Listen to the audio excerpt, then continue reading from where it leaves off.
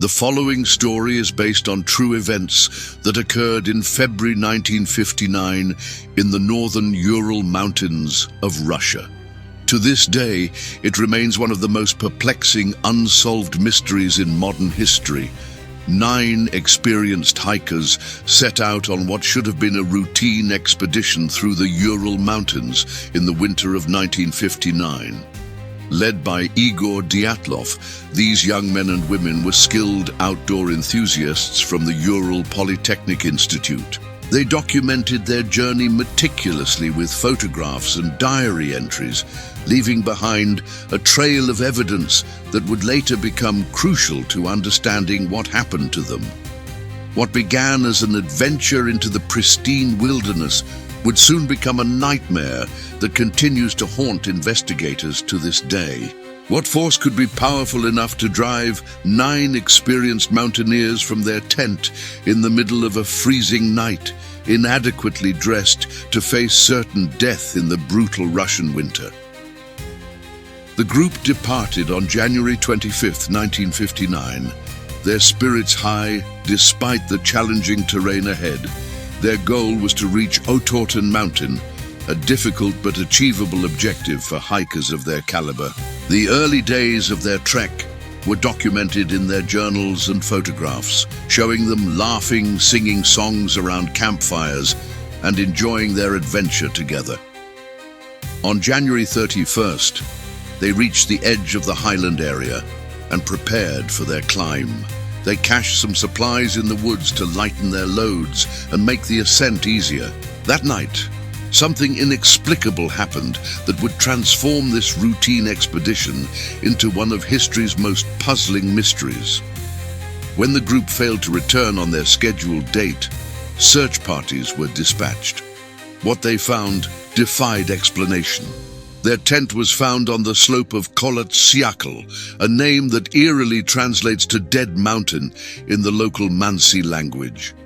The tent had been cut open from the inside. All of the group's belongings remained inside, including their shoes, suggesting they had fled in extreme haste. But why?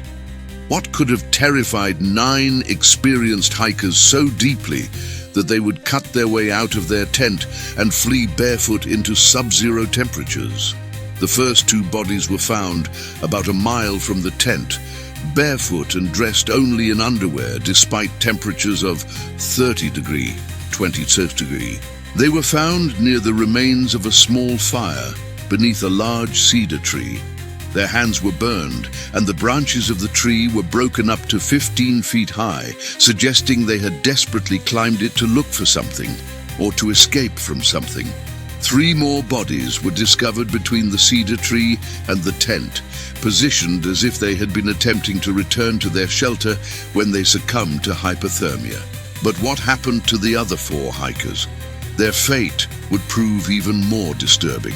It took investigators 2 more months to locate the remaining 4 bodies in a ravine covered by 4 meters of snow.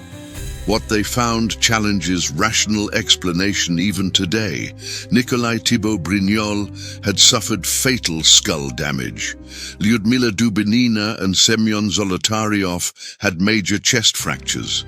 According to the medical examiner, the force required to cause such injuries was comparable to that of a car crash. Most disturbing of all, Dubinina was missing her tongue, eyes, and part of her facial tissue. Yet there were no signs of any other living beings in the area. No footprints beyond those of the 9 hikers. No evidence of an avalanche or animal attack. The official Soviet investigation concluded that the hikers died due to a compelling natural force. The case was classified and sealed for decades, fueling endless speculation. What explains the radiation found on some of their clothing? Why did witnesses, including other hikers in the area, report seeing strange orange spheres in the sky that night? Why did many of the search party members describe the corpses as having an unnatural deep brown tan? Why were military personnel so heavily involved in what should have been a routine missing persons investigation? In 2019, Russian authorities reopened the investigation 60 years after the incident. Their new official explanation: an avalanche combined with poor visibility caused the hikers to flee their tent, followed by hypothermia. But this explanation fails to address many of the case's most perplexing aspects. Why would experienced mountaineers cut their way out of a tent rather than using the entrance? How does hypothermia explain the massive internal injuries suffered by some victims? Why was there no evidence of an avalanche at the scene? Why would the victims have removed their clothing in freezing conditions, a phenomenon known as paradoxical undressing in hypothermia, before they would have begun to suffer its effects? Over the decades, dozens of theories have been proposed to explain what is now known as the Dyatlov Pass incident. A Yeti or other unknown creature attacked the group. Infrasound-induced panic caused by specific wind patterns around the mountain.